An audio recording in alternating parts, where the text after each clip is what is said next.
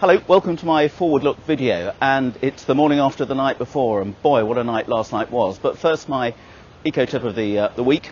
If you're a coffee drinker, you use ground coffee in a cafetiere or whatever, don't go putting the remains down the sink, but these are really good if you've got a garden on your plants, and particularly for deterring slugs as well. That's what I do in my garden. Now, how to explain what happened last night and the last few days. These are completely unparalleled times. Parliament has now prorogued, so at about 2 o'clock eventually last night, the Commons were summoned to the House of Lords. We had a very late night and a very bad-tempered night of debates, I have to say, and Parliament was prorogued. Now, for all this fuss about what's a record suspension or whatever, actually Parliament was due to go into recess this Thursday for 3 weeks of the conference season. So it's actually nothing completely out of the ordinary. Parliament will return on the 14th of October. There will be a Queen's speech setting out the government's programme for the forthcoming year. That, of course, is going to be a crucial week ahead of the EU summit, which the Prime Minister will go to try and agree at last a revised deal that we can at last get through the House of Commons before the 31st of October.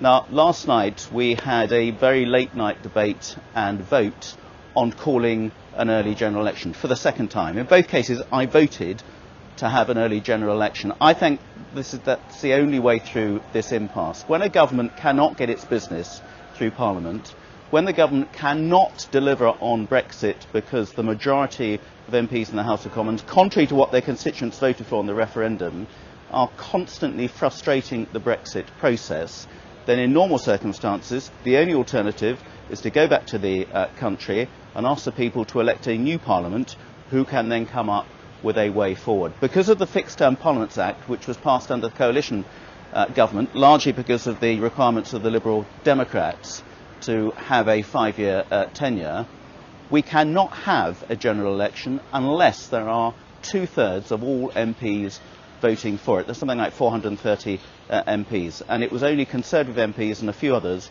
who voted for it last night, and therefore it didn't go through. I think that is nonsense. We are constantly hearing from the Labour Party that they want an election, they want to get rid of this terrible government.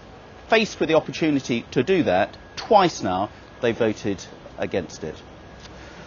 So this whole mess has still got to be sorted out. The Prime Minister is quite rightly determined that he should see through our Brexit pledges and to come out by the end of October. So there is going to be one almighty showdown when we come back after the 14th of October. And it's still my absolute fundamental hope that an agreement can be done, albeit rather at the 11th hour. And I think if a revised agreement will come back to the House of Commons, because of the change in stance of a lot of Labour MPs in northern seats now saying, actually, we need to get Brexit through, I think we could get this deal done.